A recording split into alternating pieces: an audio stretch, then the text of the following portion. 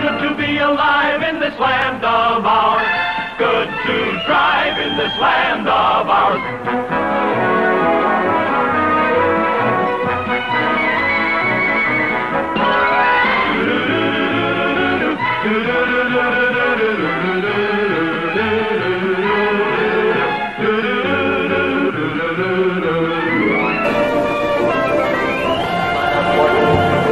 Hello, Canada hockey fans in the United States.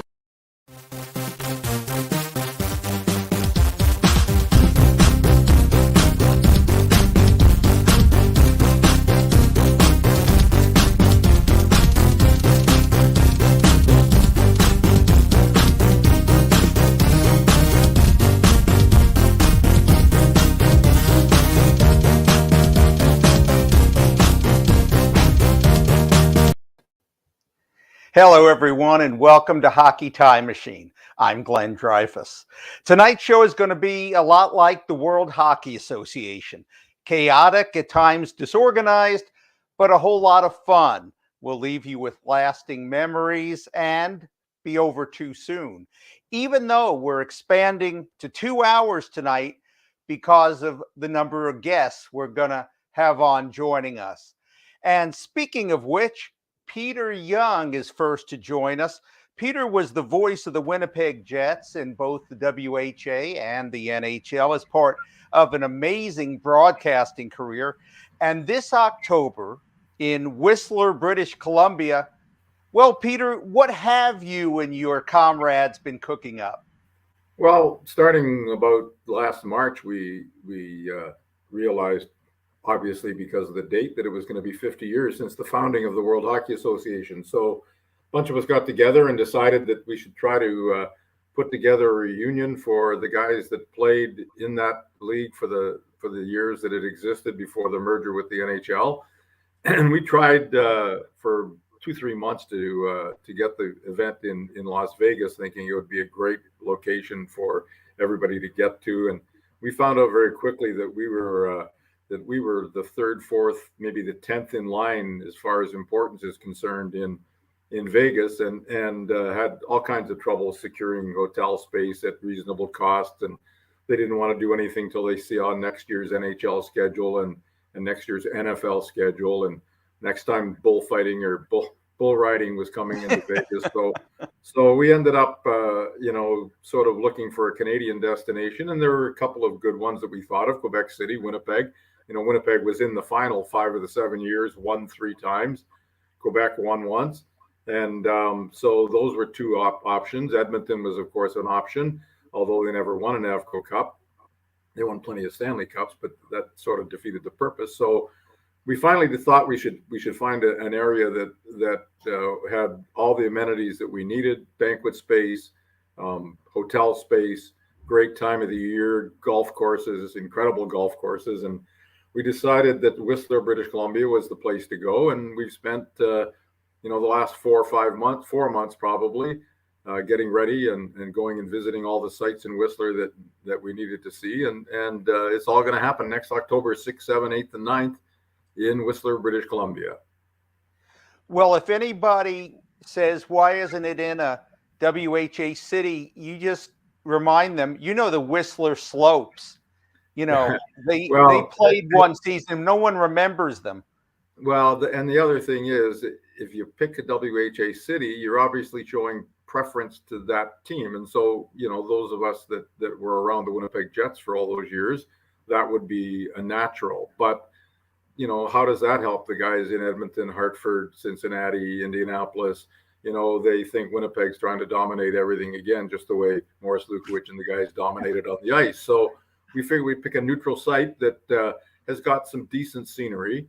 And that's how we settled on Whistler. That and the fact that a good friend of ours runs about 17 sports bars in Whistler, and we now have 17 great hospitality areas. Let's do a little walk back down WHA memory lane since we have you. Wayne Gretzky, who of course started with the Indianapolis Racers, then the Edmonton Oilers of the WHA, he's done countless interviews, but one that you did with him is notable because you really got him to open up.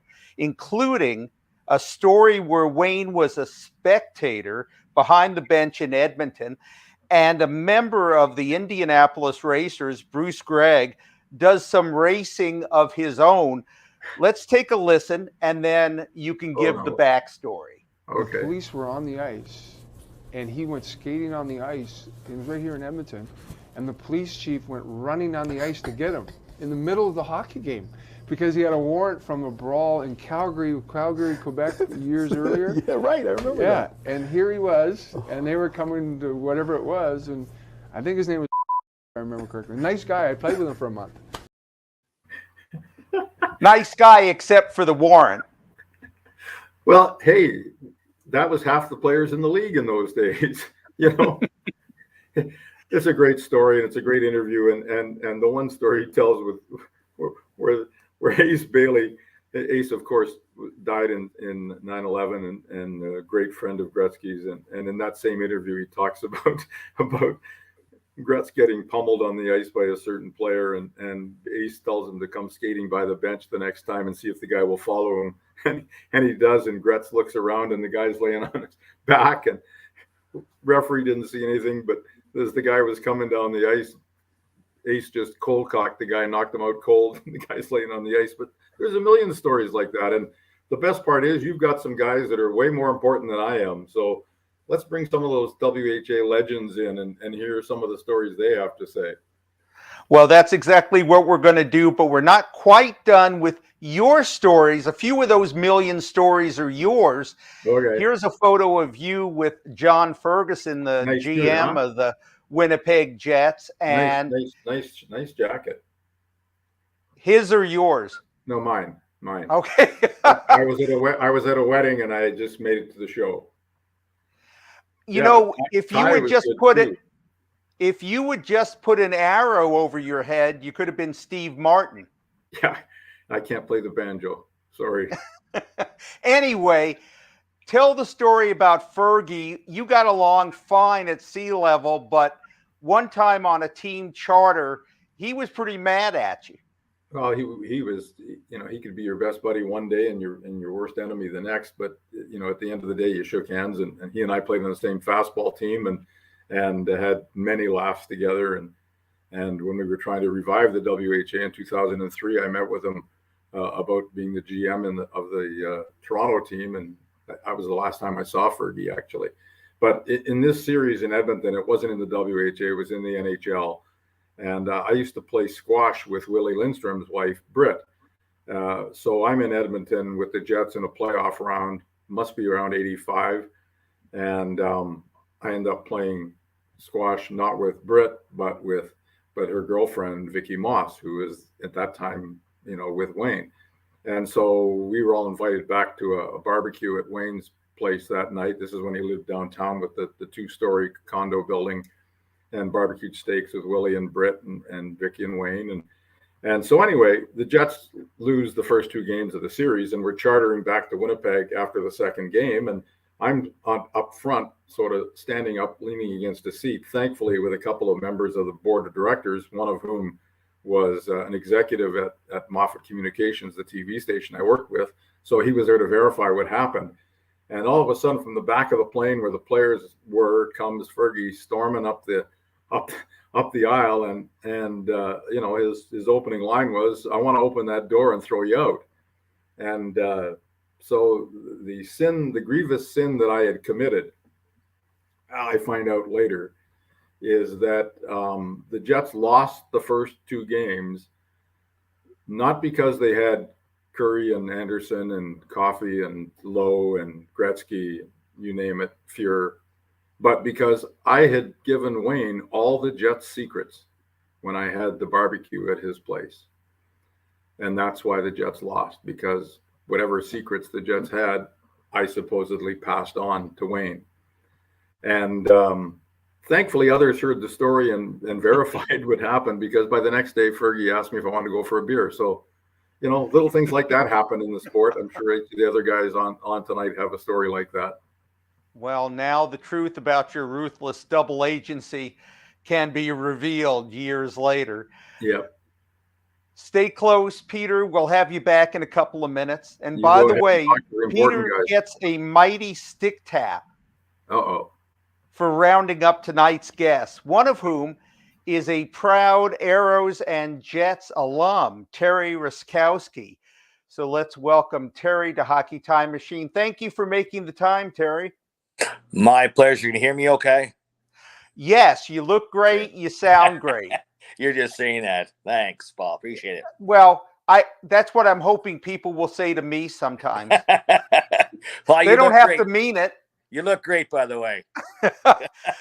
Now, you, Terry, were a captain in both Houston and Winnipeg, and you wore the C in the NHL with Chicago, Pittsburgh, and Los Angeles. So be immodest for us. What did others see in you that made you captain material? Well, you know what? I've been asked that question a couple of other times. You know what? I really don't know. I think it was my competitiveness. I hated to lose. I stuck up for my teammates all the time. I wasn't the fastest skater. I didn't have the hardest shot. But golly, I wanted to win. And I mean, after every loss, guys that go out with their families, their wives go and drink, whatever. I went home, and my attitude is, what do you celebrate when you lose? There's nothing to celebrate. I just wanted to work hard. I think that I feel that I knew the players. I was always for them, not against them. And if I could see something wrong from a player's performance, I had the ability as a captain to go up and say, hey, what's going on, buddy? Is there anything that you want to talk about? If your family okay? And they usually go, well, I said, let's have lunch. And then we go and have lunch and we talk and we find out what's going on. I would never, ever, ever, if I said to the person, do you want me to tell the coach this? He goes, no, please. We'll figure it out. You and I will figure it out, or we'll figure it out somehow. I've never, ever went to the coach when the guy said, don't go to the coach.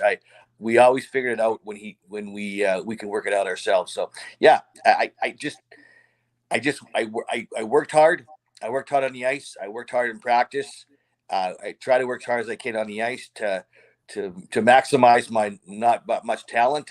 But yeah, I guess that might be one of the reasons, or a couple of reasons why that they chose me for being a captain. I was only the assistant captain in Winnipeg. I wasn't the full captain there, but it was a pleasure doing that. It was an honor. It was an honor to be the captain of those teams and be the assistant captain of the AFCO Cup winning Winnipeg Jets. Now, you, as you say, being captain or wearing the A is an honor, but it's also a burden. And sometimes that extra responsibility can affect your own play because you have to worry not only about your own game, but everybody else's too. So how did you manage that? Well, the other part is if it was a Christmas party or if it was a Halloween party, I was the guy that kind of set everything up to make sure everybody had a good time at the party and set it all up and make sure that it ran smoothly. I don't know, Paul. It was a scenario where I knew my limits and I knew what I had to do, and it just kind of come natural to me to do those things. It never affected me off the ice at all. It never did. It affected me on the ice in those scenarios. I tell you a story. I was a captain in Pittsburgh, and there was either Olympics or some sort of USA, challenging the world or something. And we had like 10 days or 12 days off in Pittsburgh. And I went up to the coach and I said, I think we should have a couple days off. He goes, no way. This is hockey. I said, listen, have the guys not performed well for you? And he goes, yeah. And I said, listen, give them 4 days off. 4 days off where just go away, do whatever you want to do and have some fun and just get away from hockey. Because hockey sometimes is a burdening situation, especially when you're not doing so well. It can work on your mind. There's no question about it. So he said, no way. No, I'm not going to do that. I said, trust me. He said, well, the guys work hard? And I come back and I said, give me 5 minutes. I went to the dressing room and I said, guys, hold on. Everybody come back. I said, if I can give you 4 days off, trainers, everybody, don't come to the rink for 4 days. Go do whatever you want to do. Do what you want to do. Go wherever you want to go. But you got to come back here at this time. And they said, hell yeah, we'll work hard. And that's exactly what we did. The guys went out. They did whatever they wanted to do. They went home to Canada. They did this, Vegas, some other places. They came back. We worked our butts off. We won 5 in a row after that. We won 5 games in a row. The guys worked their butts off. And I was coming off the ice one time after the 5th win, and he gave me a thumbs up on that one. So you have to work the coaches. You have to know what the coaches are thinking, and you have to know what the players are thinking. You got to find a happy medium between both of them to make them both happy, because the coach doesn't go to the players all the time. He comes to me and he says, okay, what the heck's going on with this team? What are you going to do? And it's my responsibility to give him the answer and to have a solution for him. He says, I don't want another question. I want a solution. Don't give me another question. I want a solution. And you got to come up with a solution to get going in the right direction. And that was part of my job too. So yeah, you're right. It just wasn't playing hockey and have that nice letter on your shoulder and have that prestige. There was work behind it. One of the things about playing in a rival league is that there's going to be instability. So tell me, you had a proud franchise in Houston, and when that came to an end, it couldn't have been easy moving on to Winnipeg. It wasn't, and I'll tell you the reason why. The reason why is because we had such a rivalry against Winnipeg. If they didn't win this AFCO Cup, we would. And if it's back and forth. And it's just every game was just so intense, like so intense. And we had a huge rivalry. We didn't want to go there. And now, I don't know if anybody knows this or not, but Rudy Pillis called me, and he kept on trying to call me. And I told my wife, I'm not in. He called me at 5:00 in the morning in Houston. So I was still sleeping. I woke up. Hello. He said, oh, Terry, I've been trying to get a hold of you. And I go, really? He said, yeah, I'm sorry. Yes, I'm sorry to get a hold of you and all this. He said, I want you to come play with Winnipeg. We bought the rights to Houston. We're going to come play with me in Winnipeg. I said, no, I just kind of don't want to do that, Rudy. Come on, you can do it.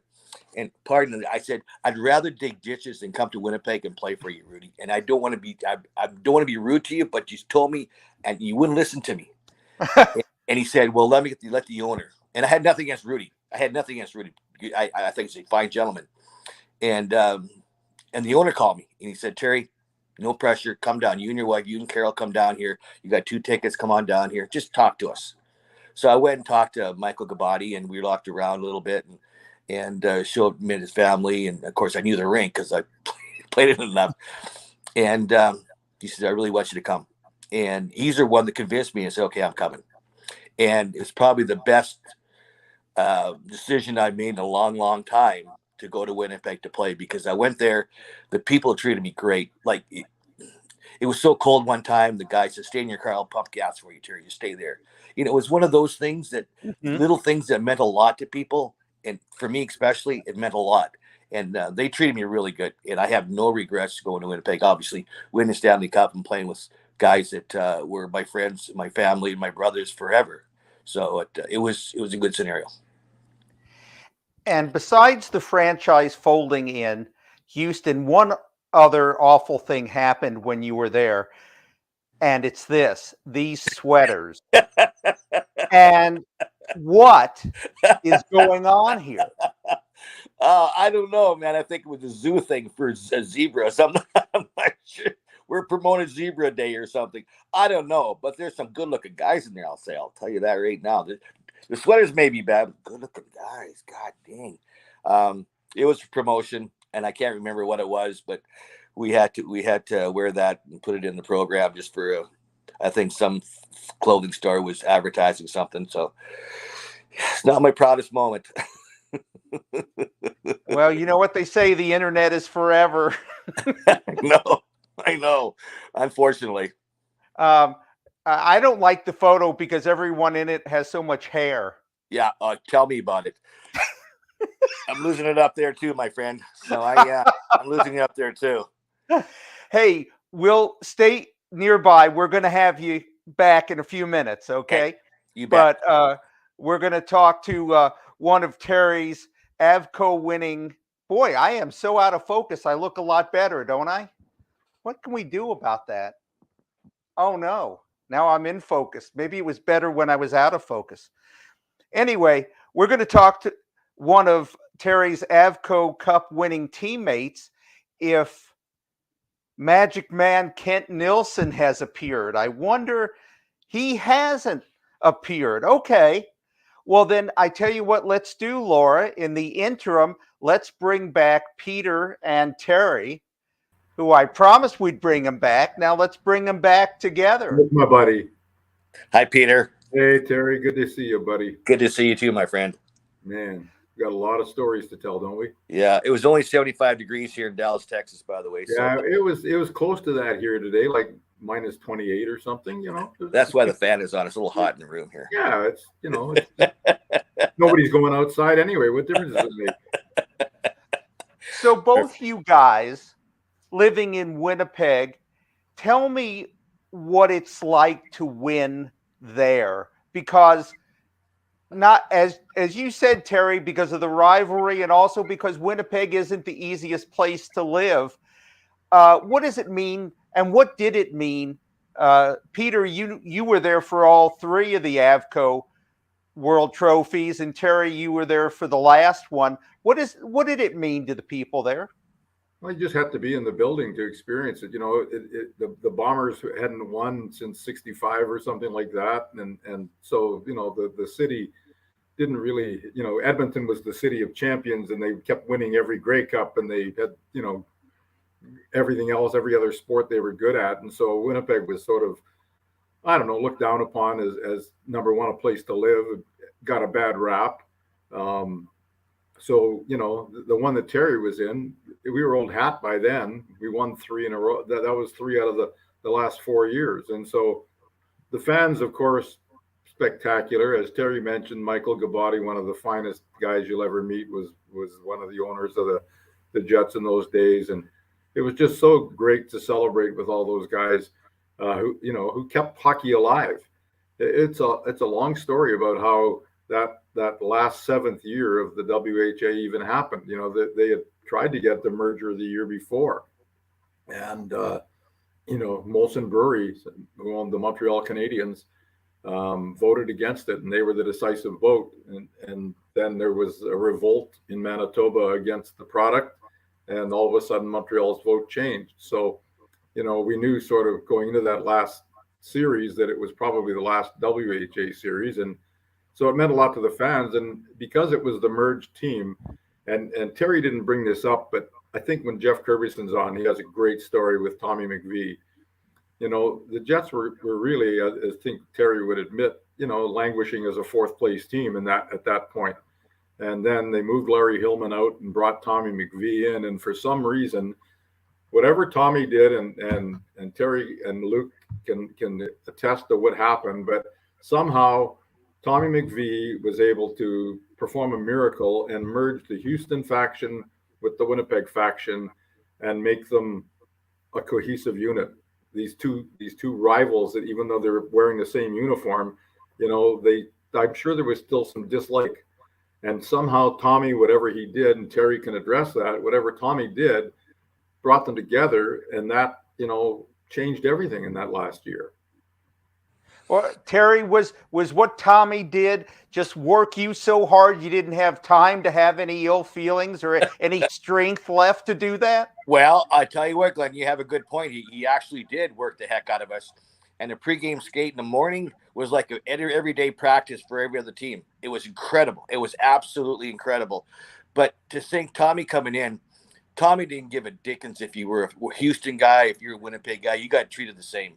There was no cliques anymore. There was no, and we tried to stop that to begin with, but guys, hard to do that when teams don't like each other. But he came in there, he worked us so hard that we didn't like him. We didn't like him off the start because he worked us so hard that we all got along together.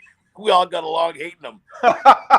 But he worked us hard, and he taught us how to be winners again as a team, not as individuals. I remember one day when Scotty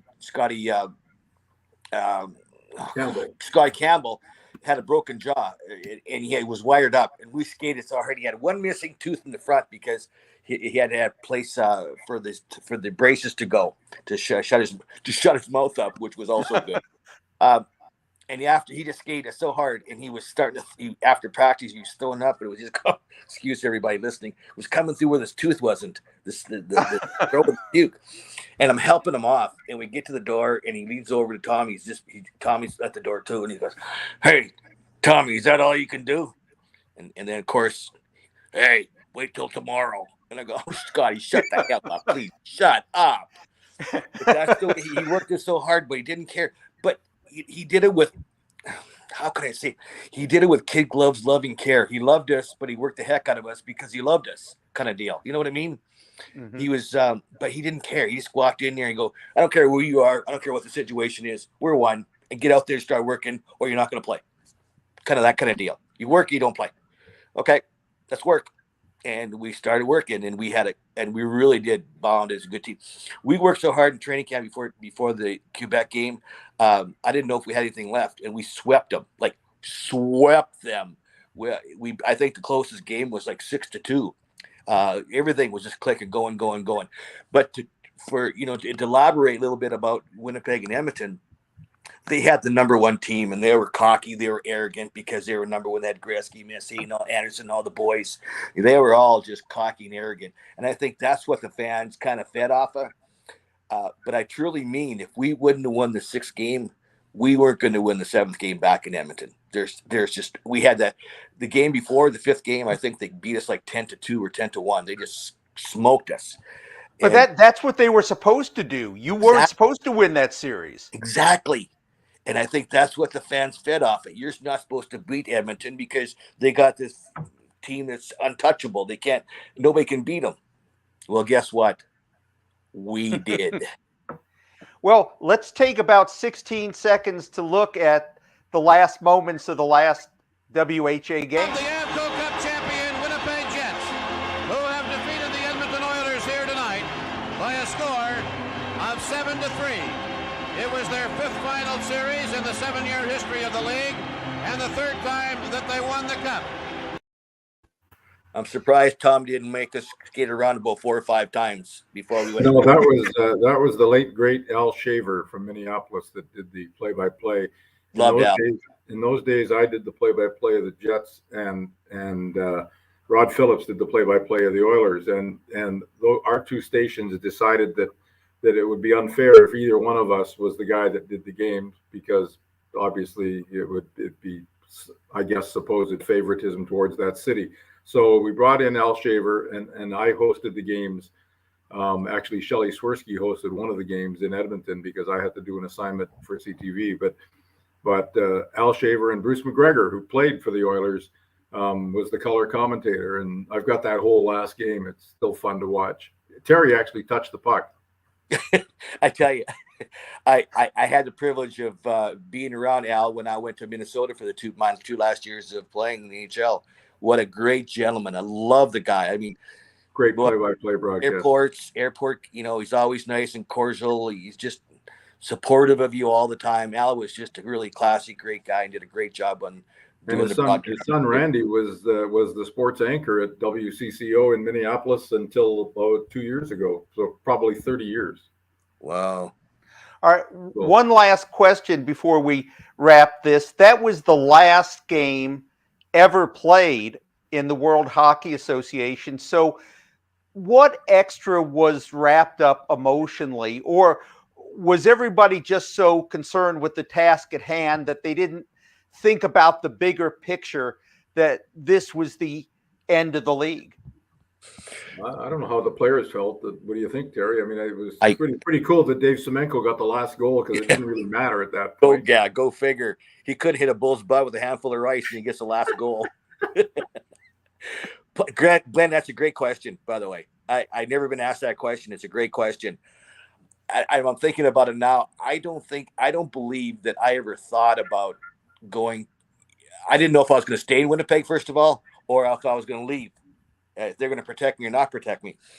But we were so keen. We were so into this playoffs and winning it. Personally, I never thought of anything after that. Nothing. Except I wanted to be the first car in the parade going down friggin' Main Street, baby, waving that cup all over the place. And I've got the video of that. Yeah, and that was number one priority, and there was no two. Yeah, There was pretty no two. cool. And those were the days when you wouldn't know this, Glenn, but I don't know, because of the odd number of teams that were left or whatever, we ended up playing that final game on like May the 24th or something. It was already, 70, it was already 80, 90 degrees in Winnipeg. So it was shirt sleeve parade in the convertibles, day after the game. I have to tell you something I have never told anybody. We were all at the hotel.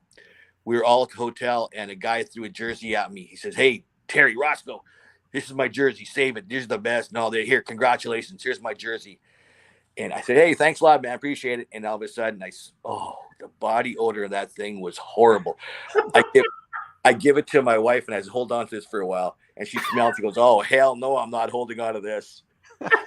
We put it out of the car seat. You gotta write a book. It was a nice gesture. Don't get me wrong. It was a great gesture. It was quite kind of him. Yeah, it was a great gesture. It was kind of him, but I just couldn't do it, man. Holy smokes! He must have went the seventh game in overtime to the whole seventh game in that jersey to give it back to me. It was warm in the building. That was part of Winnipeg. Just great people that wanted to help you out and tell you how much they appreciated your efforts. That was Winnipeg. Loved it. Too much fun, man. Well, I hope that's not what love smells like. I hope not. Glenn. Hey, Glenn, did I tell you that you look good today? Oh, right. Hey, yeah. Both of us. Yeah. Thank you. You know what? You said I asked a good question and that I look good. If I had any brains, I'd end the show right now.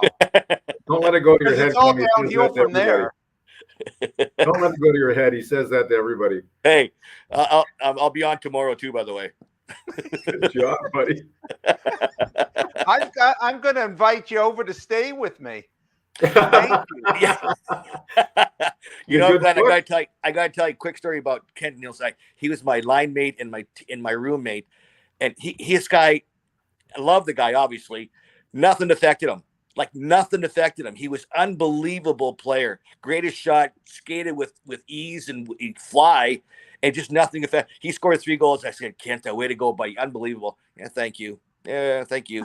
It was just him and Bertie Nichols. I said to everybody, they could play to their 110 if they wanted to, if they could only keep their physique and their mindset, because nothing ever bothered them. Nothing. Yeah. Hey Terry, the guy hit me from behind. I said, "I'll get him." I said, "No, it's okay. I'm okay with it." I said, "No, you're not. I'll get him for you. Don't worry about it." But nothing would ever bother him. What a heck of a player. We had a shootout contest once for television at CKY, penalty shot contest the year before you got there, Terry, and it was like everybody against Joe Daly and against whoever was Kurt Larson. And so anyway, the final is Ulf against Kent, and Ulf doesn't score, so Kent gets to win the TV or whatever the prize was if he scores on Joe. Yeah. So Kent comes across the blue line, taps the back of the puck so the puck's up on its edge, pushes the puck towards the net on its edge, gets about 4 feet in front of Joe, flips it up in the air, and baseball bats it in the top corner. And Joe chased him around the ice with the goal stick. Because Kent was faster than he can't survive. That was Kent and Nielsen. I used to see him with a soccer ball. Oh, and a golf ball. He's like a 2 handicap or a 1 handicap. Yeah, he's just a complete natural athlete, but cool, calm, collective. God dang, Clint Eastwood all over again. Yeah. I think the Calgary Flames still do a Kent Nilsson drill, which is like you have to hit the crossbar. Oh, he could do that from anywhere. He could plink that from center ice every time. Yeah. It was unfair. Saw him do it. Yeah. Crazy. We'd have who's going to buy lunch? We'd have 5 pucks and top the circle, hit the crossbar, and he'd hit 4 and miss 1, and I'd hit 1 and miss 4. So that's the kind of guy. And then he just shrugged his shoulders. Together, the two of you were perfect. Yeah, exactly. Yeah, 5 for 5. That's why we're line mates. All right, guys. We have people chomping at the bit. Yeah, let's get how them much on fun there. we're Terry having all the time. Yep. Thanks for having me on.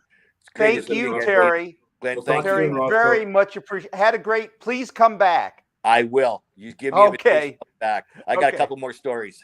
Very Hey, good. We'll All talk to right. you Bye, soon, guys. Roscoe, about lots of things. Okay. Take care, Bye-bye. guys. You bet. Take care. Okay, it's time for a line change. And to lead off our second set of guests, Greg Bowden, who is CEO of a company that promotes something called Floorball. What is that, Greg? Yeah. Hey, Glenn. Yeah. Thanks for Hey. having us on here. This is great. What is floorball? Well, just real quickly, it's just a new type of modern ball hockey. So it's really played most, predominantly in Europe, Sweden, Finland, Switzerland, Czech Republic, and they have professional leagues there. They sell out arenas. We were in Stockholm at the Globen Arena. I took Ty Gretzky there a few years ago, and there was about 15,000 people in the stadium to watch the Swedish Super League floorball finals. It hasn't really made its way to North America at scale, but it's coming, and it's a really cool, exciting version of ball hockey. Now, what's your role in the reunion? And tell me why you're excited about this whole thing. Yeah, well, actually, I'd been talking with Jeff Curbison in Winnipeg about Winnipeg Jets Avco Cup reunions, and there was 2 of them already, and we were teeing up the third one to celebrate the 1975-76 very first Avco Cup win in Winnipeg.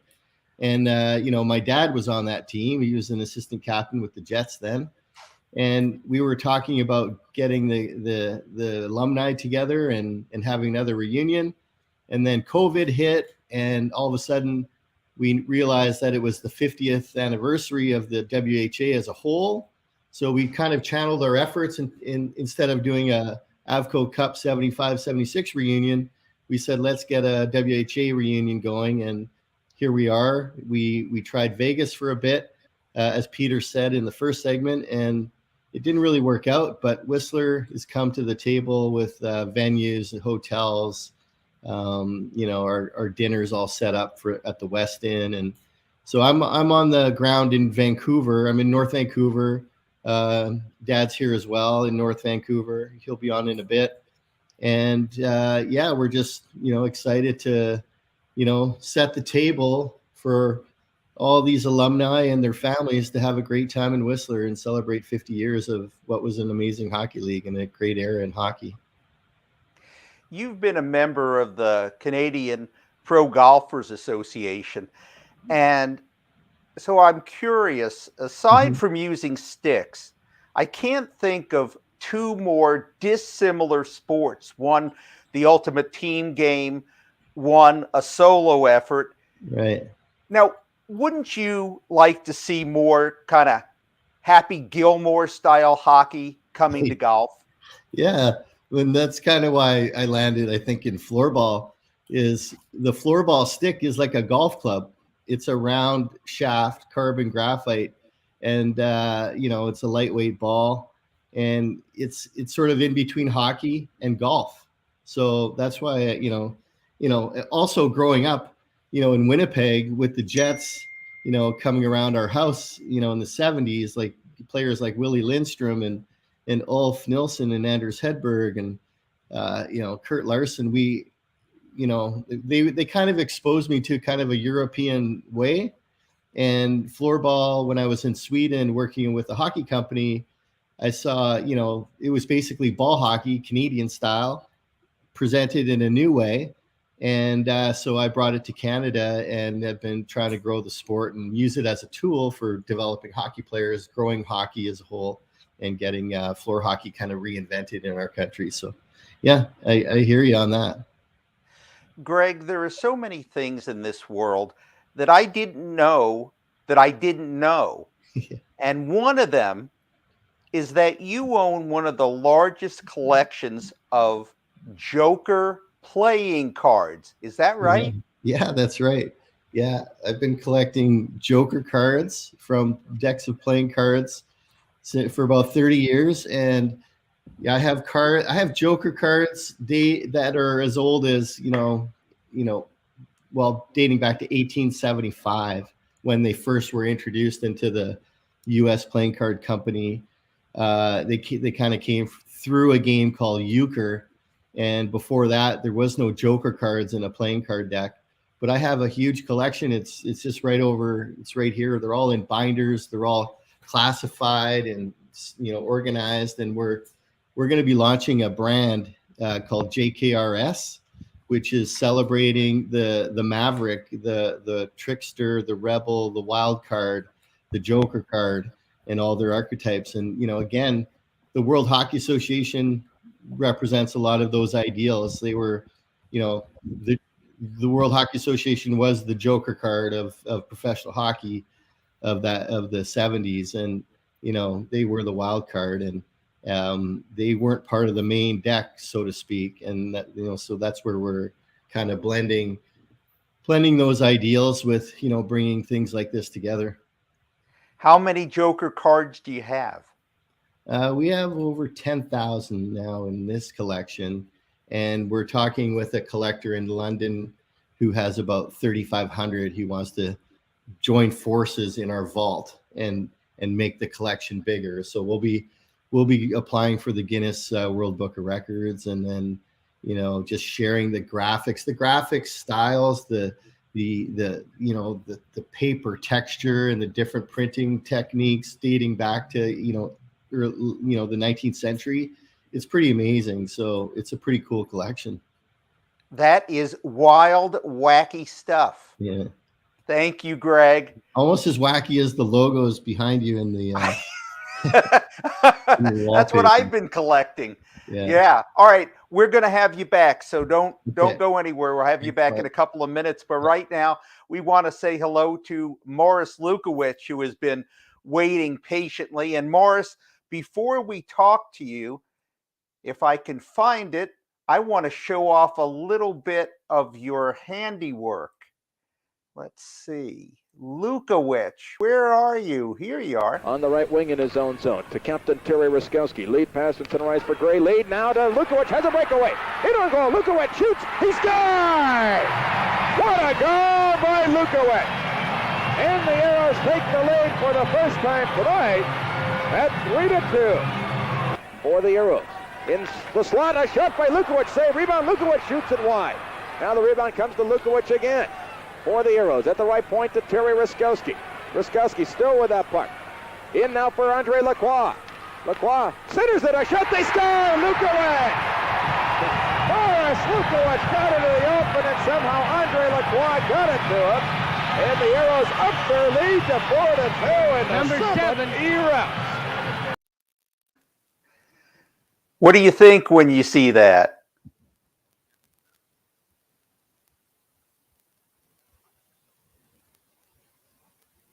Can you hear me? I can see you. It looks like you're talking, but no sound. Wait a second. Oh, are you muted? How about now? Oh. I'll tell you what, Morris, maybe you'll need to exit the StreamYard studio and come back in, because we can see you, but we can't hear you. And we want to hear you. So go away, but come right back. Okay, and while we're waiting, I'm going to show you a couple of photos that I collected during my research. So here's one where that arrow is. That is Reg Fleming, and he's in Winnipeg. And talk about fan service. He was playing for the Chicago Cougars. He's in the penalty box. The game is going on, and he's signing autographs for the fans in Winnipeg. Now, if that's not accommodating, I don't know what is. This is a WHA referee. Has there ever been a better name for a referee than Ron Ego? That was his real name. Now, it is rumored that for this game, his linesmen were Randy Superego and Martin Id, but I wasn't able to confirm that. And one more photo for you that I came across. These are either the athletic trainers for the Minnesota Fighting Saints or maybe the stars of a macho 70s TV show. This fall on NBC, Niederkorn and Gostick. When they train you, you stay trained. Sorry. Now I bet you're really wishing Morris Lukowich would come back.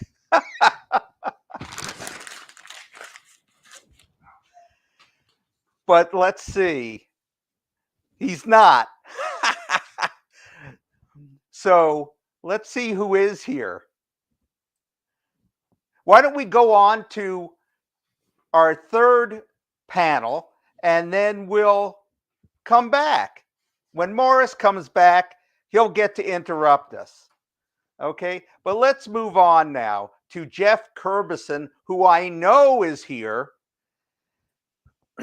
He's a longtime sports writer for the Winnipeg Sun. Surprise, you're on early, Jeff. Winnipeg Free Press. Oh, no.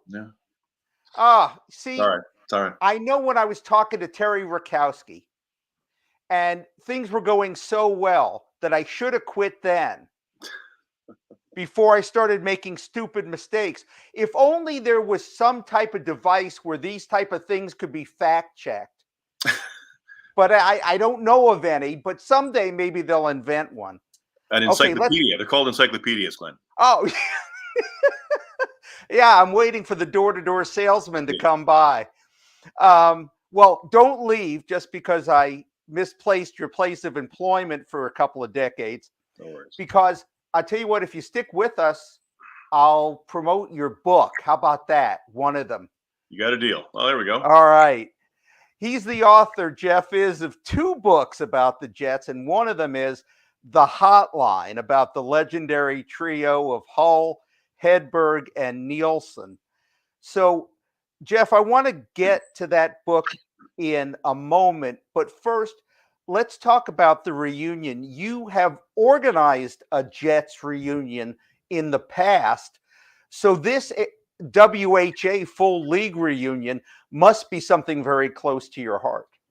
Yeah, it is. And I need to give credit here to Bob Fitchner, who played for the 1977 Quebec Nordique.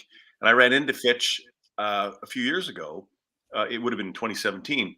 And because he lives a couple of miles from me. And I said, how are you? And he said, I just came back from our 40-year reunion for the Nordique for winning the AFCO Cup. I said, oh, that's great. When's the Jets one? And he said, I don't know. I said, well, who organized this? Who did the one for you guys from Quebec City? And he said it was a bellhop at the Chateau Frontenac. I thought, well, I'd never been a bellhop before, but I've been a bartender. And maybe I'll do it. So he gave me the format for it. They had a sponsors night one night. They had a gala dinner on the Saturday night. And I just ripped off their format entirely. I called as many hockey lovers and business people that I knew, because I was a business reporter too, and got enough sponsorship money to fly all the players in. So we did 2. We did the 77-78 team, which had Bobby Fernandez, Kent Nilsson, Willie Lindstrom, Peter Sullivan, players like that. And Tommy Bergman, Marcus Matson, Joe Daly, Gary Bromley. And then the next year we did the team with minus the hotline, but with all the Houston players. So with Luke and Rich Preston, Terry Ruskowski, Scott Campbell, and those guys. And so the response was super good. We had sold out dinners for both teams. It was a real time machine for everybody. And people got to come up, and we'd have a jet at every table. And there were more pictures taken in those rooms than anywhere else in the city those years. And everyone got autographs and pictures. And of course, the lineup for Bobby's autograph was down the block. But it was, and one of the amazing parts about it too was that a lot of these guys hadn't seen each other in 40 years since the parade that they'd been at. And it took them about 15 seconds until they were making the same jokes, the same nicknames, same insults as they would have been doing when they were teammates. So they're both these teams were very close teams. You could tell that throughout the whole 4 days they were in town, and like they're all very like the emotions that you saw with these guys when they saw each other for the first time and when they had to leave. So they've all got great stories. They were obviously champions of the league, so that helped matters. But they all got a million stories, and those stories tend to come out now more now than they used to, because you don't have to go into the dressing room the next day and answer your questions if it's been in the newspaper. But you get those guys going at an event like that, and maybe a plime full of with a few cocktails, and those stories come out, and they're very good stories. And all these guys, a lot of them are very good storytellers. There's a big difference between when players talk today and when they talked, and players from 40 years ago. Today, it's much more cliched. These guys from 40 years ago, they didn't have to worry about people having cell phones everywhere. They did all kinds of crazy stuff, and they'll tell you about it. Jeff, can I beg your indulgence? Again, besides the indulgence of misidentifying your employer, Morris Lukowich is back. So if I could beg your indulgence, yes? If you let me do one quick story about Luke before we do this. Okay, Morris. So Patty Dawn Swanson, who was a reporter for the Winnipeg Sun years ago, was that rag. Yes, yeah. No one reads that thing. Was sitting in the stands with Tommy McVie, who was the Jets coach at the end of the WHA and the first year and a half in the NHL. And so they're watching the Jets practice in early 79-80, so the first NHL season. And so I guess Bill Sutherland is running the practice. Luke came in on a drill, ripped a snapshot high to the glove side for a goal. And Tommy said to Patty, "Wow, watching Luke is seeing that goal is better than sex." And Patty said to Tommy, "Well, Tommy, that doesn't say much for your wife, does it?" And Tommy looked at her and said, "Well, she didn't score 65 goals last year."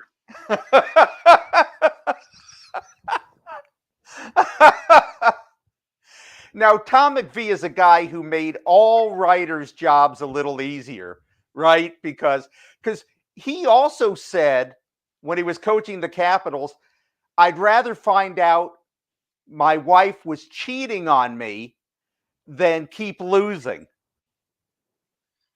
He also had one great line to a player in Washington. I forget which player it was, but the guy was complaining about being demoted in the lineup.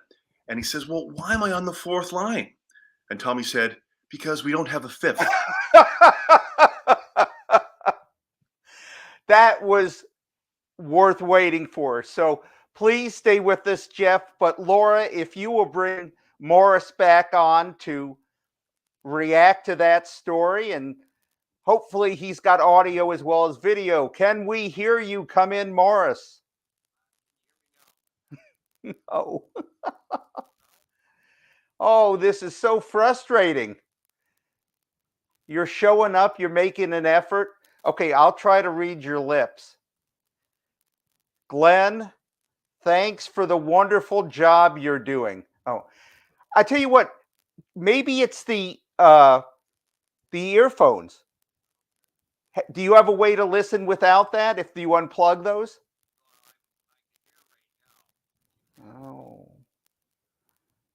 Oh, darn the luck. Tell you what, Peter, if you can hear me, will you try giving Morris a call and seeing if you can work out the technical stuff? And we'll go right back to Jeff here because we've got more questions. Gosh, I'm glad Jeff didn't take a bathroom break. So what I want to know is, you said when you were organizing this reunion, the Jets one, you said, "I'll do it." And I just have a feeling you didn't know at the time everything that would go into that kind of production. Oh no, I had no idea. It was kind of like organizing a wedding for 20 people. So we had to, in addition to getting sponsors, I had to book venues, but I ended up getting $40,000 or $50,000 from various sponsors in town, and they were all very eager to help out because they all appreciated what the Jets had done back in those days and putting Winnipeg on the map. And so we had to fly everybody in. So I had to be best friends with the travel agents. We had to book all these venues. We got food and drink sponsors for the sponsor night, and we had to get hotels, and it was kind of a never-ending list of jobs. So I tried to delegate of as much of it as I could. But it's a big undertaking, and this one that we're doing now, that Greg and Peter are really spearheading, this is a much bigger deal, and this will be a bigger time machine for everybody. But more importantly, we're going to have players from all over, and so it's not just going to be the Jets; it's going to be players from Quebec and Edmonton and Hartford and Houston and Cincinnati, and we're hopefully going to have players from every team except maybe the Miami Screaming Eagles. So it'll be there'll be players there that the fans are super happy to see because they love them, and there'll be players there who fans are super happy to see because they hated them. Either way, they're passionate, right? Yeah. All right, let's go back to your book, Why Not? The Hotline. Here's what Glenn Sather wrote in the foreword to this book. Quote, Bobby Hull, Ulf Nilsson, and Anders Hedberg were the most exciting line I ever saw. They were so creative fundamentally. There weren't any flaws in their game. I was mesmerized by how they played. And Jeff, Glenn Sather wasn't alone in being mesmerized, was he? Well, not at all. And the whole premise of this book was based on one line in Ed Willis's book called The Rebel League. And in one chapter on the Jets, he said that Ulf, Anders, and Bobby were the most influential line in the history of hockey on both sides of the Atlantic, because they integrated the possession style of hockey from Europe and kind of some of the more physical side in North America. And they confused people because prior to Ulf and Anders coming over, most hockey games were played like the tabletop game we all played as kids, where you'd go up and down your wing. The center would stay in the center, and Ulf, Anders, and Bobby just kind of went wherever there was open space. And so they would do that, and defensemen would be back and not sure you'd have one defenseman going to the wrong guy all the time, and that would often they'd go to Nilsson, and that would leave Bobby or Anders open. And so it was confusing for the defensemen, super confusing for the goalies. Michel Dion, who played for Cincinnati, told me that Anders Hedberg gave him more trouble than Wayne Gretzky ever did. So, and the other thing about this line too was it wasn't just Ulf and Anders, but it was all the other Swedes that came over here. You have to remember that Winnipeg had half of the Swedish national team on its team in the mid '70s. That included Tommy Bergman and Willie Lindstrom and Dan LeBrotten. And when they came over, the general the bias was that everyone from Sweden was a chicken shit Swede, and that's what they all called them. But if you were at those games, the Swedes never got hit when they were facing a lot of these players. A lot of these were Canadian players primarily. They only got hit when they had their backs turned. So they were getting creamed in the numbers. And rather than back down or head back to Sweden like a lot of players hoped that they would, they kept playing the way they wanted to play. So I had a photo editor at the Free Press named Johan Thordesen, who used to cover the team for the Winnipeg Tribune. And he told me about covering the team in the playoffs in 70, 78, I think it was. And Ulf took off his jersey and he had the full goalie arm sleeves on to protect him from the slashing he was getting. And even with those on, he was still black and blue. but you could do whatever you wanted to Ulf. He had a black eye for 4 years when he was in Winnipeg. You could hack him, you could slash him, you could do whatever you wanted to. It didn't change the way he played. He was going to keep taking the hit to pass the puck to Bobby or Anders. And so when you talk about tough players, toughness isn't fighting or hitting. Toughness is having other players do whatever they want to do to you, and you don't change your style of play. So Ulf Nilsson in particular was arguably the toughest Swede of that generation. And you talk to Tommy Bergman, his teammate, and he'll say that a lot of the stuff that players did to Ulf back in those days, which was hardly even penalized, you'd be suspended for today. Absolutely. So, Jeff, stand by again. We're going to have you back. We'll bring Peter back in. But there's a player who's been very patient, and I want to bring him into the studio now. That's Peter Young. That's okay, fine. So I'd also like to see Alec Tidy, please, if you would, Laura, because he has hung out. Alec, and you are muted as well, so I just want to let you know you can cut me out of here, but I'm on the phone with Luke, and we're trying to solve the microphone problem, but it appears to be a fatal microphone problem. Oh, well, I hope only the microphone part is fatal. I hope we're not. So Morris will stay alive. The other thing I wanted to ask you was Andre Lacroix in there for a while. Somebody said that he was in the line there, and you missed him. Oh, the magician. Yeah, he just disappeared, right? Is he there? No, and he was never here. He was never there. Okay, so can you put Morris on the audio? Like, can you put him on your phone, and then we can at least talk to him through your phone? Yeah, great. Luke, you still there? Hang on.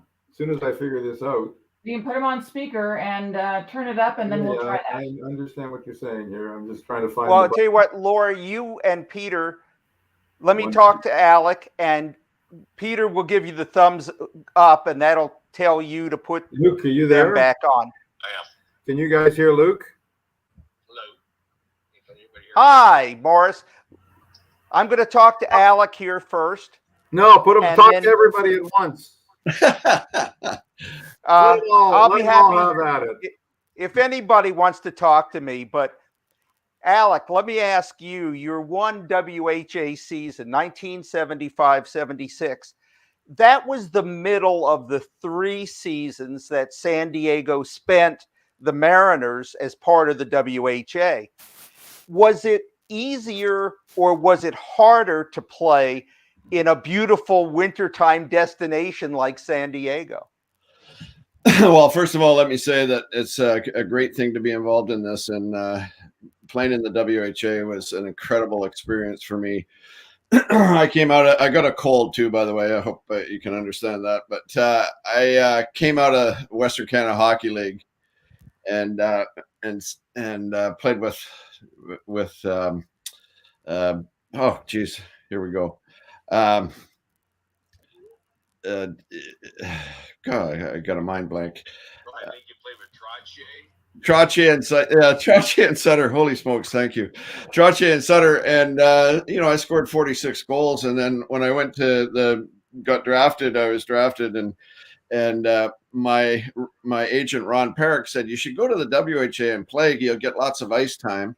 And I thought, well, yeah, Buffalo is the other club that took me, and I said, yeah, we'll go down and I'll play in the WHA. It sounds like a great opportunity, and Gordie Howe and Bobby Hull and all that stuff. And I suited up and down I went to try out. My contract was 7,000 minor league and 23,000 major. So it was pleasure, I can tell you. But and I was at the pool, and and didn't know any of the players, and all the players come in.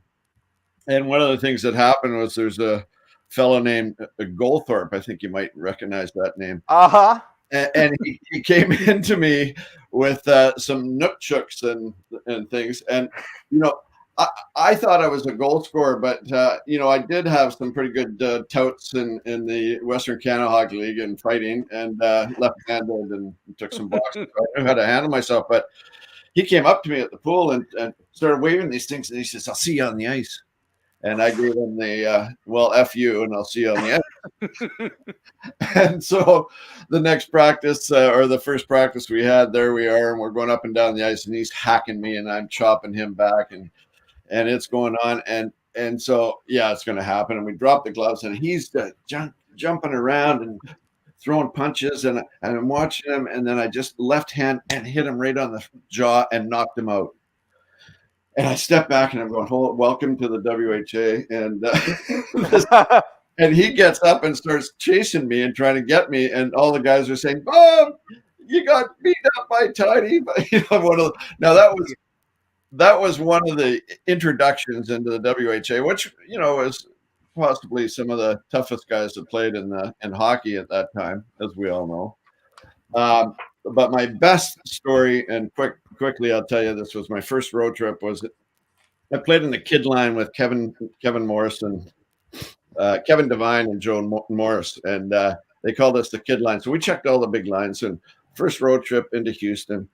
And there's Gordy, and I'm warming up, looking at going, "Holy, there's Gordie Howe, and I'm on the ice with him, and I'm going to be checking him." Well, game goes on, and I'm in the corner, and Gordie comes up with the elbow right into the nose.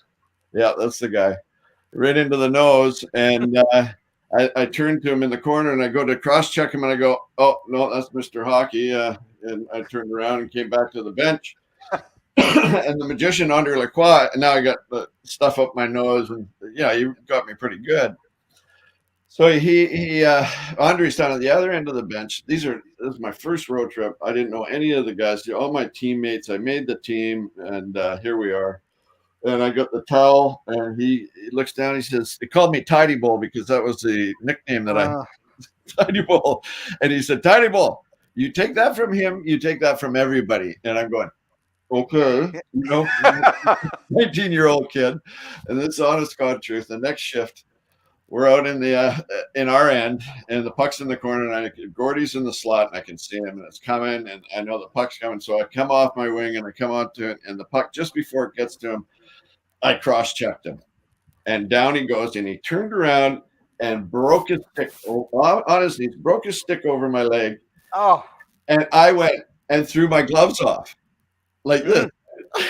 Well, you're going to fight Gordie Howe. Yes, listen to this. So both benches are emptying now, and Gordie's on his knees, and I grabbed onto him and pulled him in, and I said, "Gordie, I'm in trouble, aren't I?" He said, "Yeah, you are, kid." And, we didn't wear helmets back then, and all I could feel were the fists coming down on the back of my head as I was holding on to him. But I can tell you, I have many, many old great memories. And, Andre Lacroix, the magician, that guy was magic. And just learned a lot from playing with those guys and had a great time. So really appreciate this. And thank you for listening. Well, I didn't say I was done with you. Oh, okay. Well, that's all I had in my script. No, you still didn't tell me if it was better or worse playing in a warm weather city. Oh, no, well, we would go and have the pre-gamer and the skate and the pre-gamer, and then out. This is honest to God truth too. So we go out and be lying by the pool. I was in Mission Bay on Riviera Drive, and then have a sleep on the cot there, and then go in and get into the game. Well, the first time we went into Winnipeg, we were skating around, and we're all tanned. They were all white, and it was like, holy shit! No. It was magic in that town back then in the 70s. I mean, the girls were abundant. The parties were, you get fined if you didn't come to the bar on time. Team meetings. I mean, it was just, and the hockey was amazing. As you know, all the players that played in that league were just incredible. The Minnesota Fighting Saints was a little tough, though. That was a hard road trip. Mm-hmm. There's a lot of, Kim Claxton was on that team. There's a lot of guys that you had to hold a stick up and go, "Okay, I got another dozen in the dressing room if you want this one." But really, just a great experience, and cherished my time there. All right, Alex, we're going to have you as part of our panel here now, but we're Sure. going to try to reestablish contact with Morris. So let's see how this works. Can you hear me now? Yes. Through Peters? Yep. You know, first of all, I want to say hello to Alex. Hi. It's been many, many years because, I mean, you had a heck of a line there with Brian Trottier and Sutter on left wing, and you on right. That was a very, very good team. And with myself being with Medicine Hat Tigers, we had many tough battles with you. And you were a very good goal scorer in junior. Yeah. I think about 40, 45 plus. Yeah, you're right. That 46 is what I scored. And yeah, it was that was an amazing team. And the league back then was such a great league. You know, all the players that played in all throughout that league. New Westminster Bruins with, you know, all their team. Boy, that was something else. Yeah. And it was tough hockey. Extremely tough hockey. Oh my gosh. Yeah, well, Morris, you know, like, you know, fighting, I don't know where they got this thing about me being a fighter, but I did fight, and I took boxing, and I was left-handed, and I was a good fighter, but I didn't like fighting. It scared the shit out of me, and I didn't want to do it. But you get me mad, and I always did really well fighting, and once I dropped the gloves, it was a game on. But it's a really wild game, you know, the emotions of people that don't like it or have to do it. It's interesting, anyway. Yeah, well, and I cannot believe you had the courage or the foolishness to cross-check Gordie Howe in the slot. There's 19. and you actually got away with no blood. Oh God! Bleeding out of that. Oh my God. Yeah.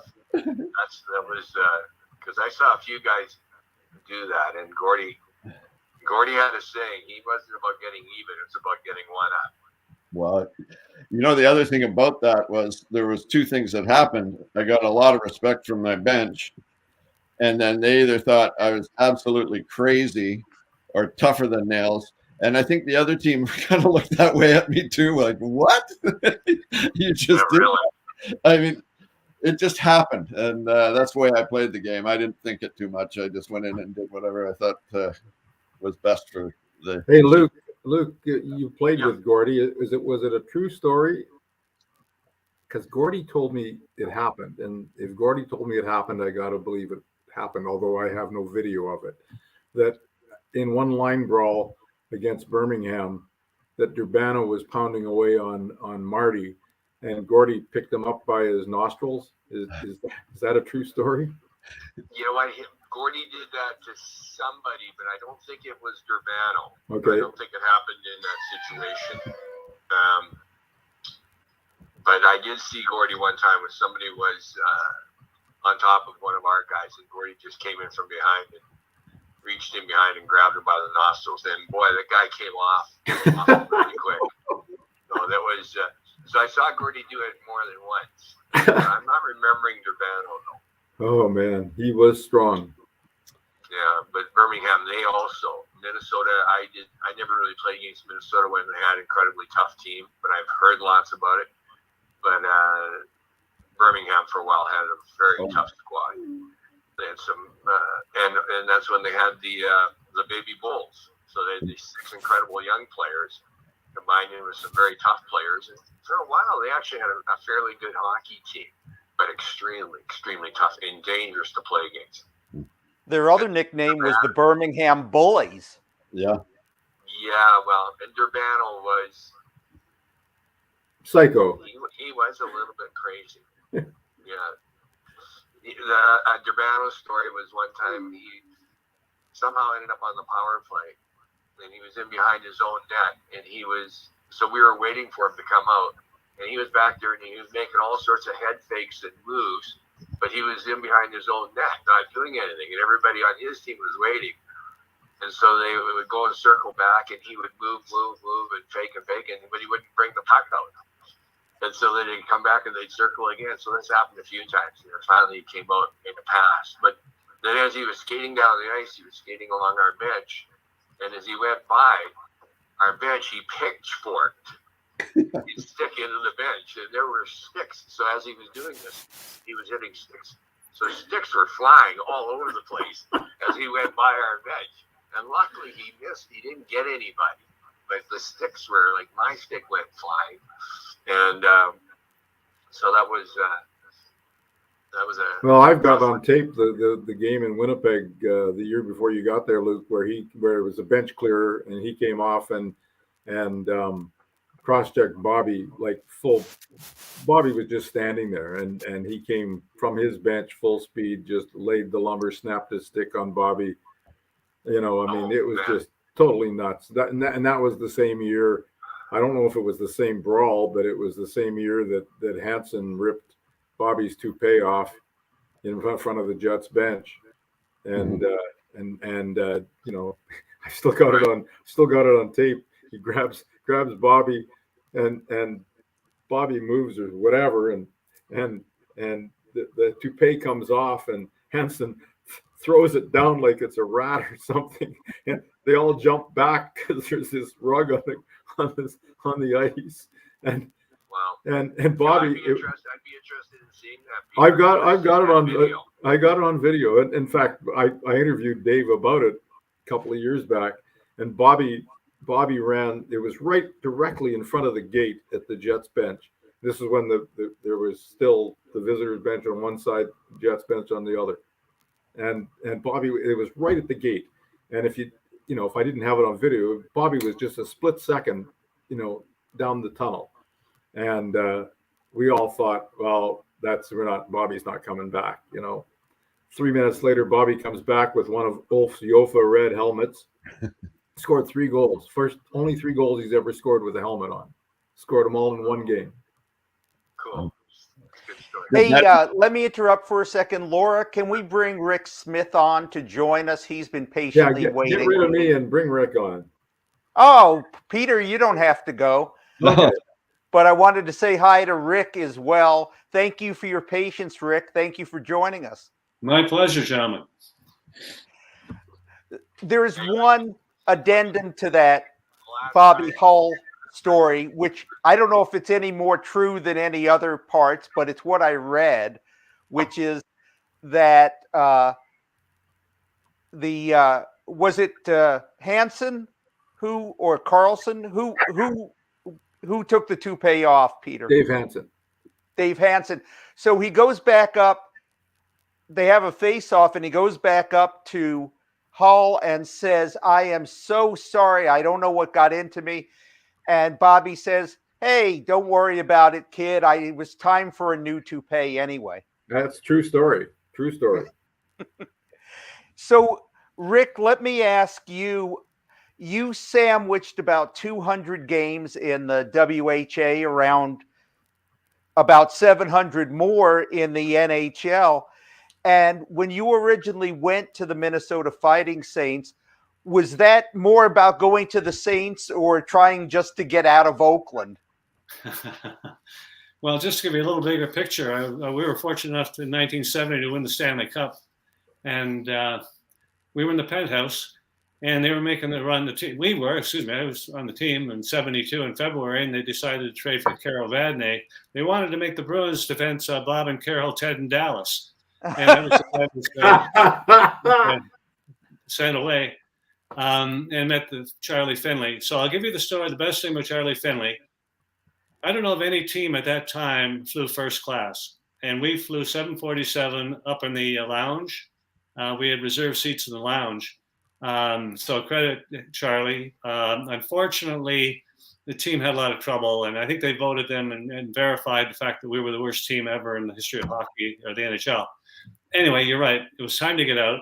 And I was kind of interested in the Minnesota Fighting Saints. No, I was interested in WHA. Didn't know much about it, but after a game in Oakland, we went to Sam's Hofbrau all the time, and we're sitting by the bar, and Charlie Finley came in and said, "Hey, I want to buy my boys a jug of draft beer." And I said, "We're drinking bottled beer." "Oh," he said, "I like you, dear. I like you. You got to stay." So I said, "I don't think so." And within 2 hours, Glenn Sonmore from the Minnesota Fighting Saints showed up. He was on a tour that day. Well, that was probably about 6 o'clock, and we were at Sam's Hofbrau, and at 12:30, we were in Arnie's timeout, about 50 miles away, and Glenn was still dancing on the dance floor, and I said, Glenn, I got to go home. So, well, first drive me back. So I had to drive him all the way back to his hotel. By the time we said goodnight, or see you, buddy, or actually he wasn't speaking all that well, but I said, I'm coming to the WHA with the Minnesota Fighting Saints. And what were those teams like once you arrived in Minnesota? The Wild Wild West. Glenn and Harry Neal.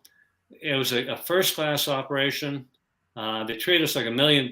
We had a brand new 17,000 seat building in St. Paul.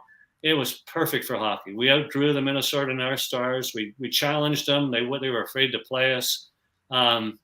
It was just a magnificent experience. We were all part of the community. St. Paul, little town. We had a great time. Unfortunately, our owners, well, first of all, we had local guys. They were great, but they sold out to the 3M third generation. So they got all the money in the world, right? 3M. Anyway, unfortunately, the second generation 3M owned the North Stars, Smokey Ordway, and he cut them off. He cut them off the money. They shut down the trust. Whatever they did, our owners looked around and said, we have no money. So unfortunately, the team folded. It was a very sad story. But in between, we had all kinds of fun. I'm wearing my, I don't know if you can see it here. Yeah, let me get it here for you. Still proud to wear the Team Canada 74 jacket. We got a kind of a neat emblem here. Whoops, I just got having a little trouble with this, aren't I? But anyway, tremendous experience to play with Team Canada 74. I love the stories about Gordy, Bobby, everybody, Andre Lacroix. I've got a picture. Just bear with me for half a second. I got props. This one from the Toronto Star, and it says, "Repent, you skeptics. Team Canada's record of satisfying victory. We tied the Russians in Quebec. Frank Mahovlich was in cold on Trechak, and Trechak got a blocker on it, or we would have won 3-4-3. It was 3-3 tie. Now we go to Toronto, and we beat them 5-2, something like that. And we were on a roll. It was sensational. Then, unfortunately, things kind of dipped. We had a game in Winnipeg that just didn't work. Well, let me show you before I leave this stuff. Yeah. That's the very famous. Here we go. Give you a good picture of it. I think that's the best poster in hockey, to be honest with you. Well, Keith did it. But anyway, caricatures of all the guys. And obviously, I'm very proud to see that here. Wow. So, bang, just broke it. So, geez, I did it too. Anyway. Yeah. So then we go to Winnipeg, and I give the management all the credit in the world. They said, if you come to training camp, everybody gets to play. And unfortunately, a team that had done so well, a tie and a win, all of a sudden was kind of all over the place. And another key thing, Jerry Cheever's father-in-law died at the rink in Maple Leaf Gardens. And Cheevers was looking up in the seats and goes, geez, my dad's up there. My father-in-law's there. No, he isn't. His father-in-law died. Oh. So not an easy thing to do. So Cheesy missed game 3 in Winnipeg. Basically, it didn't work. So maybe I'm giving you too much information here. Bear with me for a second.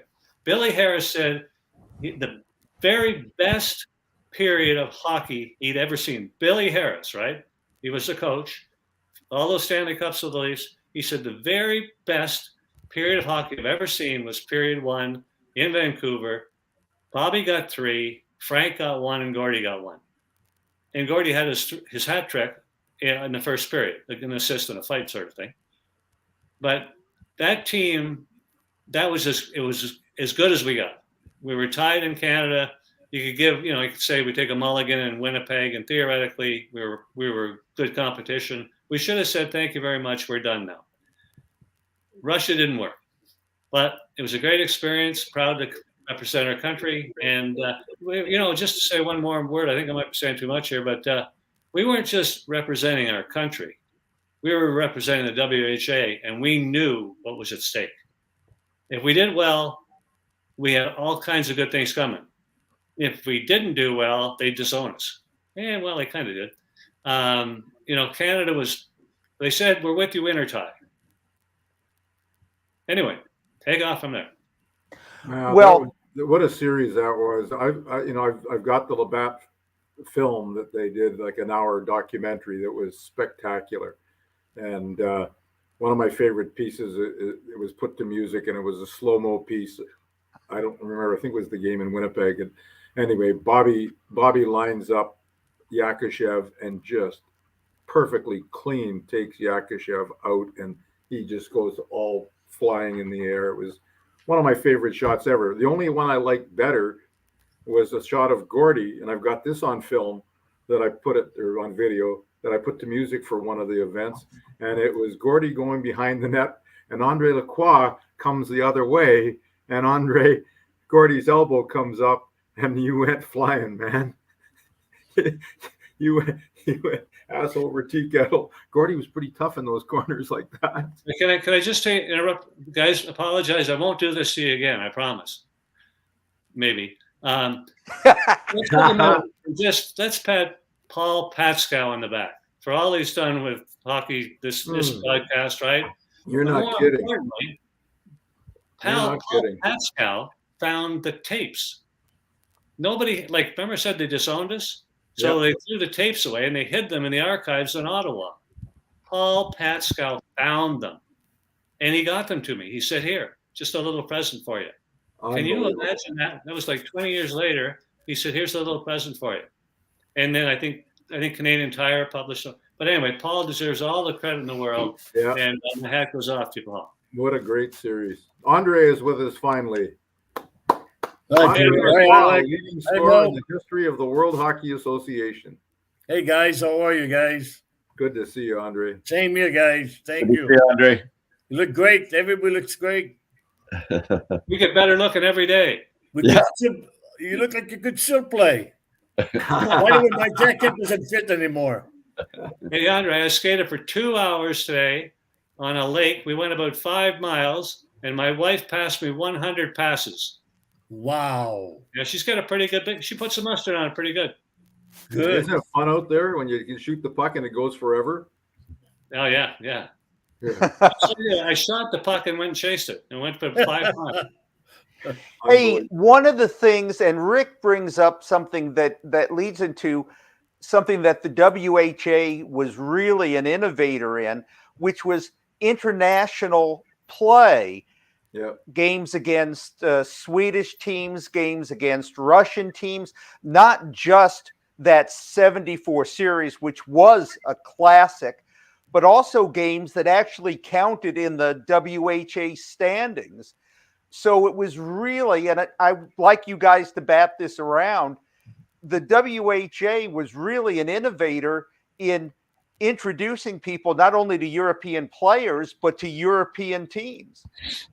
Well, that's what happened when the Jets went over and played in Sweden, Finland, and Czechoslovakia for a 75 training camp.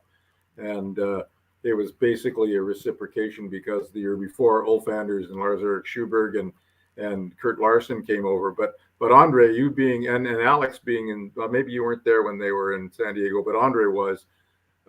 Andre, the average North American player didn't take too kindly to the Swedes coming invading their territory, did they? I guess not. And I think and I think one of the reasons I think they always brought up was the fact that they were taking the position of the Canadian and American players. Yeah. Okay. But they were such good hockey players. I mean, they changed the game completely. That line in Winnipeg, I don't think there was a line in hockey like that line in Winnipeg, to be honest with you. And they changed the game completely. But, the one thing I want to bring up is the fact that the WHA has done so much for the NHL. And the NHL, a lot of NHL players never appreciated what the WHA has done for them, to be honest with you. Okay? A lot of players that went into the NHL was because of the WHA. Otherwise, they would have been in the minors. Yeah. Okay. they would not have made the money that they made if it wasn't for the WHA. Right. So I was always upset when I heard players from the NHL try to downgrade the WHA, because the WHA was the best thing in the world that happened to the NHL. And that's the best thing that happened to the players as well. Mm-hmm. And I wish more people would appreciate what the WHA has done for hockey. Yeah, That's going to do Whistler. Well, this is a moment. This is the $1 million check that Bobby Hull showed off from the WHA, and that was the start. In fact, 67 players came from the NHL for the very first season of the WHA, and the WHA had amazing star power. And to Andre's point, never again could the NHL owners be quite so dismissive, whether it was in terms of salaries or in terms of just how the players were treated, because the players then had an alternative.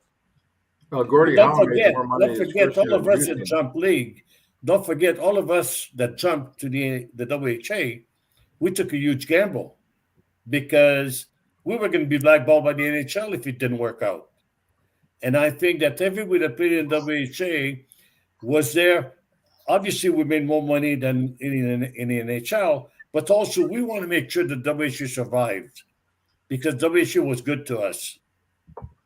Well, and Andre, to follow up on that, I have read that the players who were the stars in the WHA were by and large loyal to the league because they felt they not only had to take care of themselves, but the players who maybe didn't have quite the talent, and if there was no WHA, wouldn't have a pro league to play in.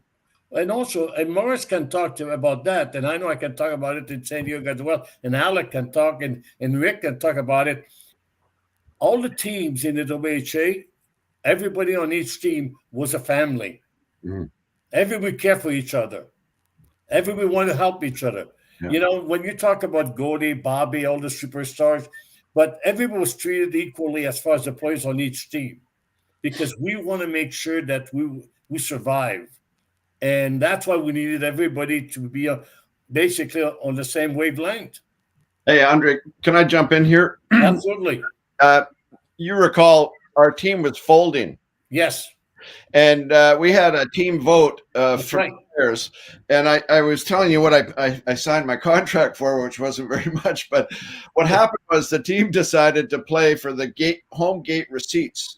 We became the owner, Alec. We were the owners. We were the owners, and we kept that team together. I want to tell you something, mister. That was an experience that was unbelievable as family goes. Family is what you're talking about. Ron Ingram was the coach and general manager, and we met on a weekly basis to make sure we had enough finances. They gave us an option. We could fold. Some of us could go to other teams. Okay, and we decided now we want to stick together, even if we didn't get paid. Hey, and Andre, I made way more money in that time than I did when I was getting paid normally. No, that was great, though. That was awesome.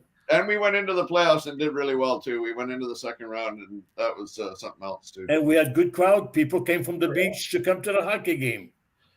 Fantastic Great story. Yeah. Hey, I'm going to take 20 seconds and show you a little Andre Lacroix's magic.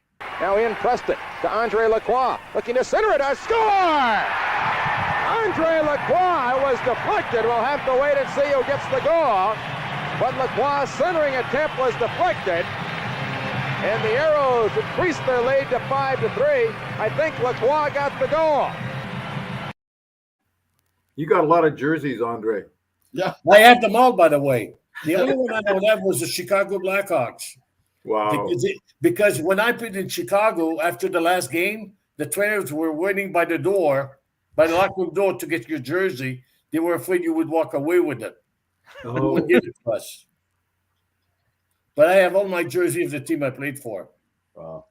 Hey, Andre, 251 WHA goals, 547 assists. Yeah. So you were an early adopter of the WHA. You jumped to the Philadelphia Blazers right at the beginning in 1972. After 5 NHL seasons, why did you decide to make the jump? Well, I was not happy in Chicago. I didn't like my stay there. They didn't let me play my game. I had to change my style to play in Chicago, and that didn't work out. And then I received a phone call from an attorney from Philadelphia. He said, Andre, he said, I've watched you play with the Flyers. And he said, I just got a franchise in the WHA, and I want you to come back to Philadelphia. And he said, I have no idea what you're making, but he said, I'll double your salary and give you a 5-year deal. I said, I'm gone. At the time in Chicago, I was making $31,000 a year. Wow. And when they found out I was going to switch league, they never had any intention of giving me a contract. But when they heard I was going to jump, they offered me a contract, and I knew that they were going to trade me if I signed a contract. And I had no intention of signing with Chicago. How much harder was it to keep up your scoring pace when the teams you played for in Philly, New York, San Diego, and Houston kept moving or going out of business? I had great wingers. I had great players playing with me. There's no way in the world I would have accomplished what I've done in hockey with all the great players I played with. And I mean, I was a center, and we understood each other, and I had great goal scorers that I played with. And I knew that if I gave them the puck, that probably 9 out of 10, they would put the puck in the net. So I was very fortunate to play. Everywhere I played, I had some great players that I played with, and that's why I had so much success. And what's your enduring memory, Andre, of the WHA? When you think back, what's your fondest memory? I think my fondest memory is the fact that we kept the league going. And I think that when we merged with the NHL knew they were in trouble because the WHA was going to survive even if they didn't merge with the NHL. Because we had great ownership at the end in the WHA.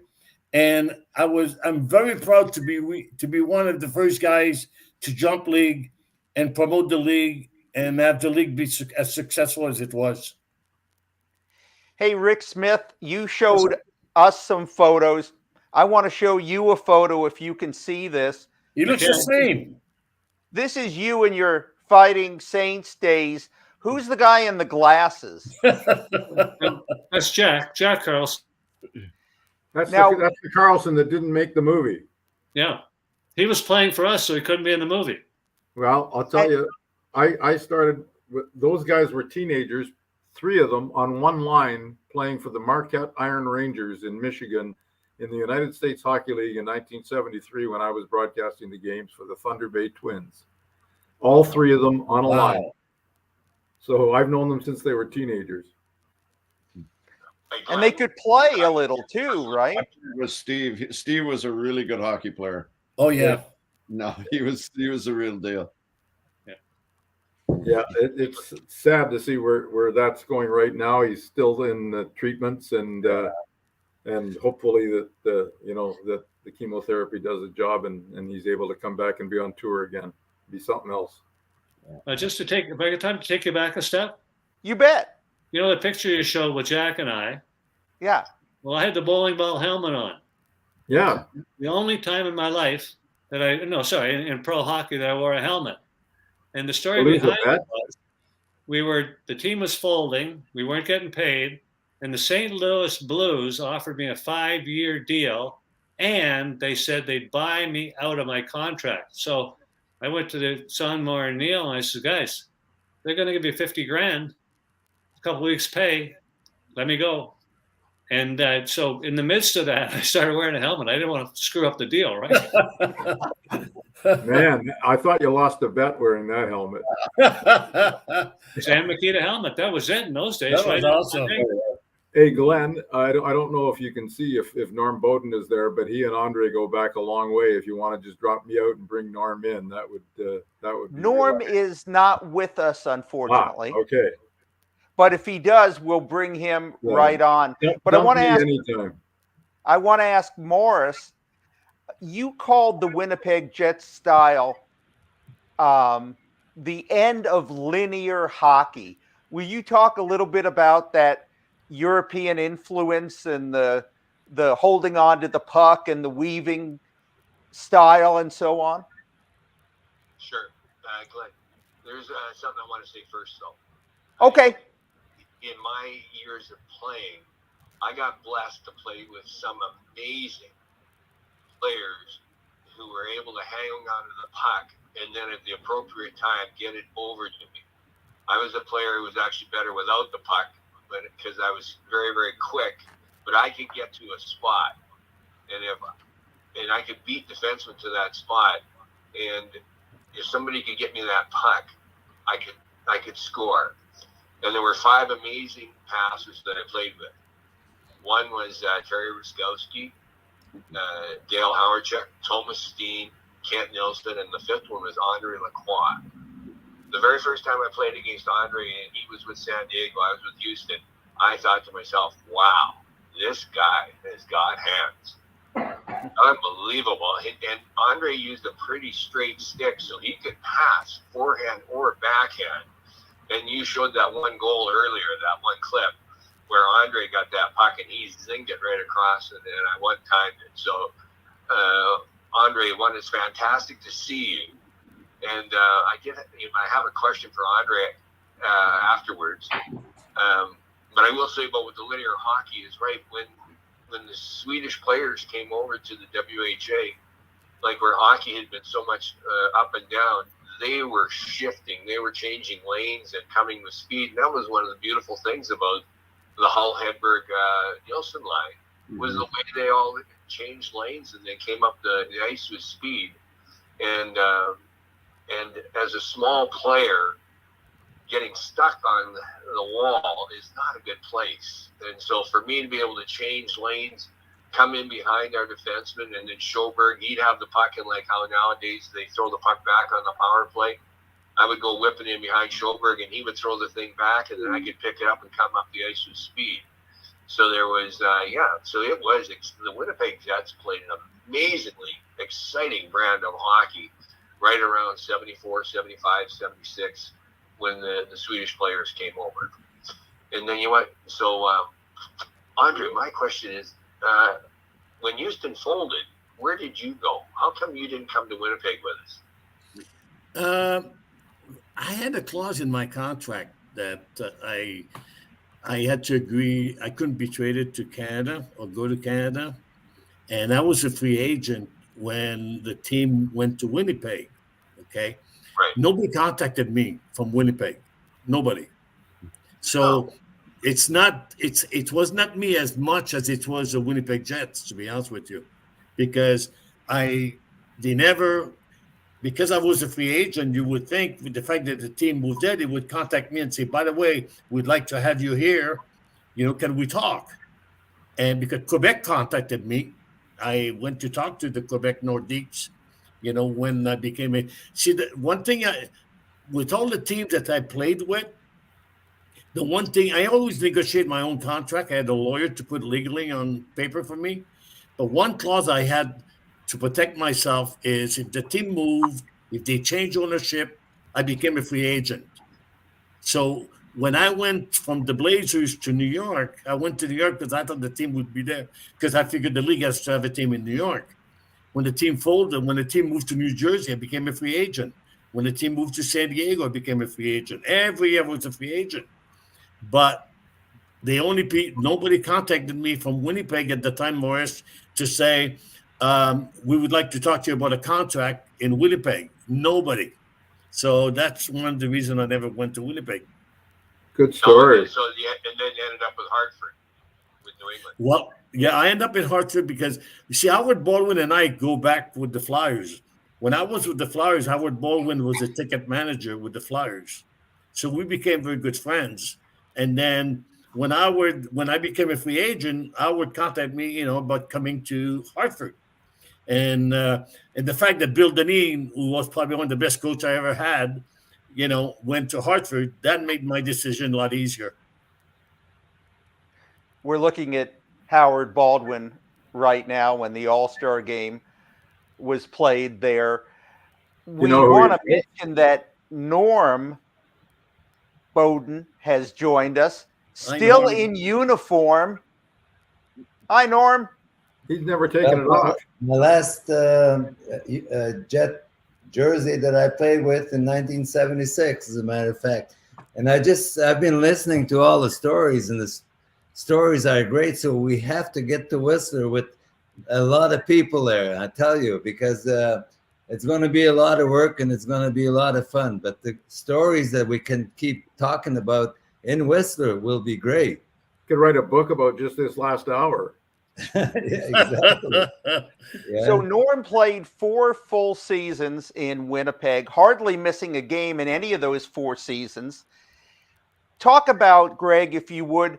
You were one that I think saw the WHA as an opportunity that you otherwise weren't getting. We got the wrong vote. Yeah, exactly, Glenn, because in 1970, spring of 72, Bill Robinson came to Cleveland. And as a matter of fact, we met in some back alley because we didn't want to show anything to the John Muckler was there at the time. So we were hiding in a back alley and talking about the new league. And he was telling me that Bobby Hull was thinking of going to the new league. So I didn't hesitate to go. So right away he said, "Why don't you come to Winnipeg and we can talk about it and talk about a contract." So they flew me to Winnipeg after the season that I was playing with Cleveland at the time, and it took me about an hour to sign the contract. Even before, you see, when Bobby Hull heard that I had signed, he jumped leagues. So. Well, you were all members of the luxury line, and so you took advantage of your opportunity in 1972-73. And oh, by the way, each of you on the luxury line scored over 100 points. How about that? Yeah, like I was fortunate right from the beginning when I went to Winnipeg. And of course, Bobby Hull wasn't playing at the time. So I think he sat out about 10 games before he was allowed to play. And when he came back, fortunately, Chris Bordelot and myself and Bobby, we got together in practice. And, the rest is history. And we just got along so well. We were magic, as a matter of fact. The chemistry was outstanding. And we played like that the whole year and scored 101 some points, the three of us. So it was great. And, playing with Bobby was the ultimate goal in anybody's life, in the hockey life. So, and I was fortunate enough to play with him a full year. So I'll never forget that. And also Benny Haskins, one of the best owners in the WHA, who kept the league going. It was a pleasure playing for him. It was a pleasure playing in Winnipeg, and the fans were outstanding. They supported us right from the get-go. And I tell you, I'm happy. I'll never regret going to Winnipeg. That's for sure. Do you remember the night against the Fighting Saints? I hope Rick wasn't there then, because you had a game against the Fighting Saints where you scored 3 goals and had 4 assists. Yeah, everything was magic that night. I tell you, we had a well. That's because Rick wasn't there. Yeah, exactly. But no, Rick wasn't there. Maybe it would have been a different game for me. But our line just flowed in that whole game, and everything went right. And I got 7 points, which was great. And again, I'll never forget it. And we have a photo of you in the convertible after one of your victories. And so you're riding down, getting the adulation here. And what is that trophy that's riding in the convertible with you? I think that's the O'Keefe trophy that we won. That's the one they can't find. I'm pretty sure. That one's lost. Nobody can find that trophy. That one, I don't have it. No, nobody's blaming you, Norm. I haven't gone that far. But I look pretty young there. Holy man, Hey, I can't believe it. But you remember the lid that Rick had? You lost the bet to wear that shirt, man. Well, as far as No. where the trophy is, have we talked to the driver of that car? I don't remember who was driving, as a matter of fact. He might have just driven off into the sunset with the trophy. Possibly, yeah. Maybe it never got to the podium and that we were going to. So, but again, it's super to just be talking to you guys and getting all these stories. And Andre, of course, #1 scorer in the league. It's fantastic. A magician, Andre was a magician. So it was a pleasure playing against him and against all you guys. I tell you, it was fun. Hey, Morris, when the Jets joined the NHL, you were one of just a couple of players that the franchise was allowed to keep. But this was tough. You went from being a championship team, very unfair, maybe criminal is a better word, what they did in stripping your team and the other 3 teams that entered the NHL. How did life change for you going from the top to basically starting over with what essentially was an expansion team? That next season, there were many times when I'd be sitting in the dressing room between periods and thinking, oh my gosh, how much I miss Ruskowski, Kent Nilssack, Rich Preston, Kim Claxton. And actually, to lose a man like Terry Ruskowski, who was on the call earlier, that man was such an amazing leader. Like Andre got to play with him in Houston. And the question was asked of Terry, what made him such an incredible leader is he had a tenacity on the puck. Same with Andre. These great players, they have a hunger for that puck. The one thing that Terry would do, though, too, is he would come in and save me or anybody. He would fight anybody.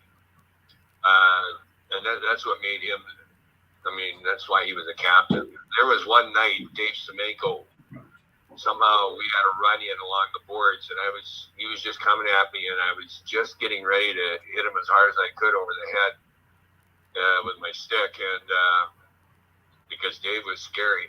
And Terry, literally, he stepped in, and he pushed me aside, and he says, I've got this. And, to do that, the courage that it would take to step in front of a really angry Dave Semenko. And Roscoe's nickname was Jackhammer. And he, that night, he actually won a fight against Dave Semenko, which for a guy who was 5'9" against, and Dave, it was amazing. And then I met Dave in years after playing old-timer hockey, and heck, he was one of the funniest men I have ever met. He has a sense of humor. I got lucky enough to play a tour, an old-timers tour with Islanders and with Oilers, where we had Glenn Anderson, Dave Semenko, there was Butch Goring, Brian Trottier, a couple other guys, and Clark Gillies. And to have Clark Gillies and Dave Semenko beside each other, and these are two of the funniest guys I've ever met in my whole life. And they are the absolute quickest with the one-liner I've ever seen. And to be able to spend 10 days on a tour, we were playing on First Nations locations. Oh my gosh, it was amazing. I fell in love with Dave Semenko. I wish I'd got to play with him because he was amazing. But this one time, he was going to kill me. And Terry, that's what made Terry a captain everywhere he went.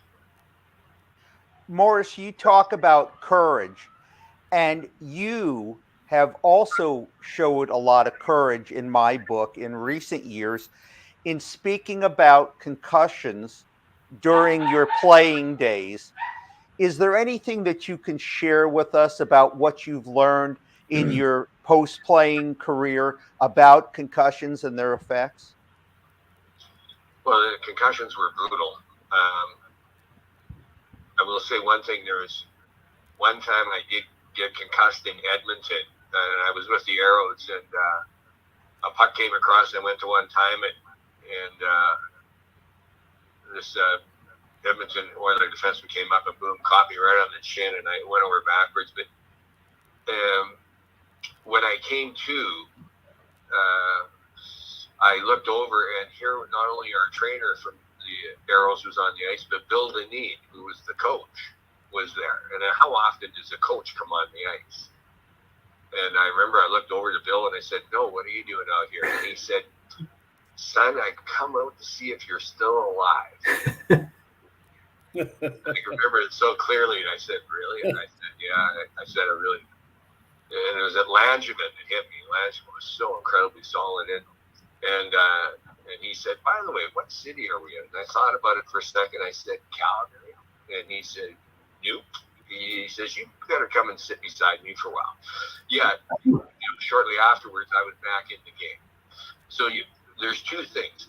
When I left hockey, I went through some, and even during hockey, I went through some incredible depression. At times, lots of suicidal thoughts.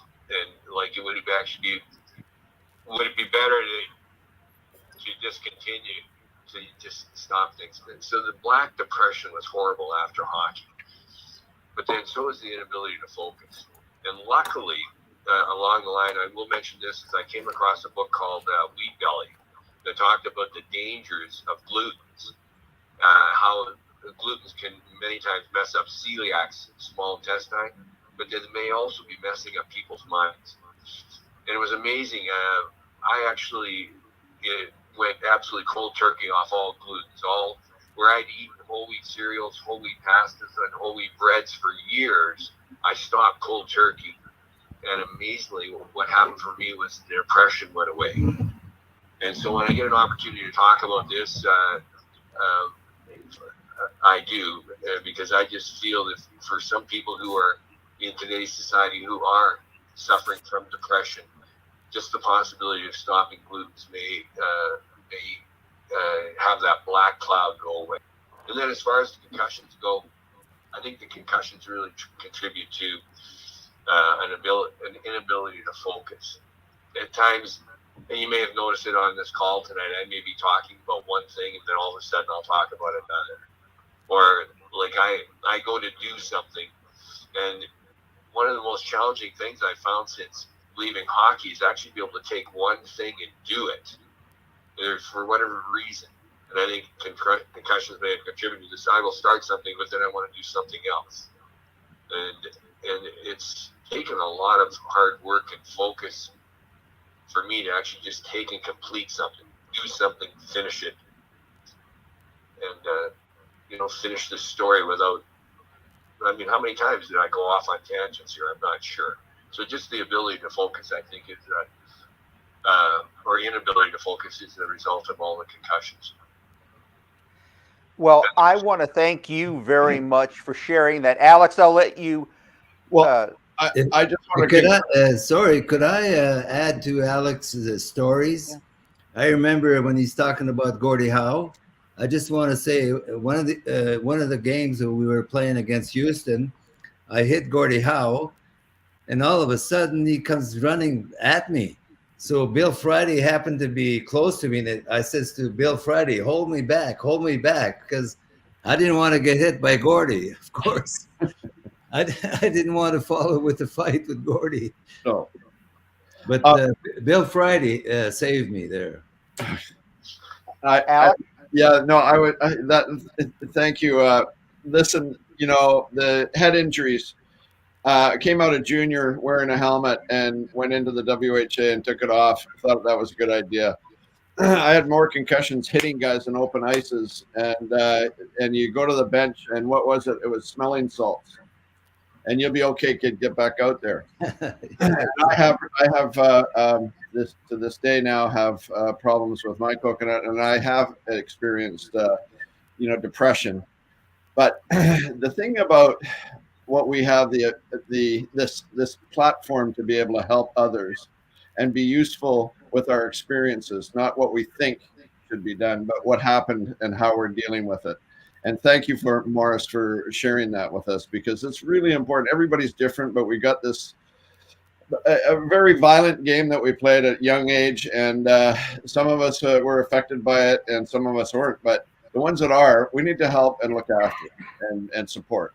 And I really like that. I like the fact that these organizations are starting to do this more locally and also regionally. So it's a great thing. And Jeff Curbison, who has left us early because he had another thing he had to get to tonight. He's written 2 best-selling books, but another one is coming very soon about Morris Lukowich. Is that not correct, Morris? Yeah. Yes, exactly. A book written about my my times of playing with Gordie Howe and Bobby Hull and sitting beside Ray Bork and playing with Dave Tiger Williams, having played in the WHA and the NHL. And no, I mean, like when I got to play with Gordie in Houston, when I met Gordie when I was 10 years old at an Eaton store in Saskatoon when I was 10, and I got to spend about 45 minutes with him, and I was there with my brother Ed Lukowich, former world curling champion, and we talked with him, and Gordie actually talked most of the time with my brother Ed. They talked about hockey, fishing, curling, golf, and one other thing. But it ended up that I just stood beside him, and I fell in love with Gordie at that time. And at the end, he went to sign me an autograph, and he said, Morris, what do you like most about hockey? And I thought about it for a second. I said, Mr. Howe, I love to score goals. And he laughed. I remember he chuckled. And so he took this little card and he wrote down, and he was writing M-A-U-R-I-C to Maurice. And then I stopped him. I said, Mr. Howe, my name is actually Morris. It's M-O-R-R-I-S. And he said, well, but you said you love scoring goals. So Maurice Richard is one of the greatest scorers of all time. So are you okay if I sign it to Maurice? And I was thinking to myself, oh, no, I don't like it. But who was I to tell Gordie Howe? I said, sure. Score lots of goals, Gordie Howe. And, I took that picture home and I put it up on the wall as a young 10-year-old. And right beside it, I put a picture of Bobby Hull pitching hay, which makes him look like the Hulk. And at night, I would say my prayers and I would say, Lord, please someday can I play with Gordie Howe? And while you're at it, will you throw in Bobby Hull? And both came true. Like to play with Gordie in Houston was unbelievable. And then to get to play with that amazing Bobby Hull, who I am in such gratitude to, because when he left the NHL and went to the WHA, he gave so many of us, like Andre said, he gave so many of us an opportunity to play professional hockey at a high level, and then eventually got to play in the NHL. So, I think it's going to be so amazing to be able to see Bobby Hull in Whistler. Really looking forward to it. And your book is coming out soon, and Norm Bowden, your book is coming out soon as well, I understand. Yeah, it should be ready at the end of January, so hopefully we get it going pretty soon. Perfect. I hear the forward really well done. Oh, that was right. Never mind. Couple other good works I want to mention, just like Morris's good works in making us aware of head injury and head trauma and what can cause. Rick Smith, you mentioned being a Stanley Cup champion. Tell us briefly about taking the cup to Afghanistan. Yeah, emotional. Came out of the blue. Eddie Stanowski with the military, and Rick Hillier went to Eddie and said, I got a bunch of pro players and get them over there and play some hockey with the boys. And by the way, take the Stanley Cup with you. And Eddie, we're friends, and he asked me to go, and I kind of went, and then I thought of Don Cherry, and I said yes, but it was the most phenomenal experience of my life. Well, thank you for doing that. Must have been great. That's awesome. And Andre, off the ice, the NHL called you, NHL.com, in a story called you, quote, a tireless participant in team charity drives. And I wanted to recognize you for that and ask, does it go back to being the youngest of 14 children, or was there more involved why charity was so important to you? The reason, when I was in Hartford, I started the Andre Lacroix Foundation for Giving.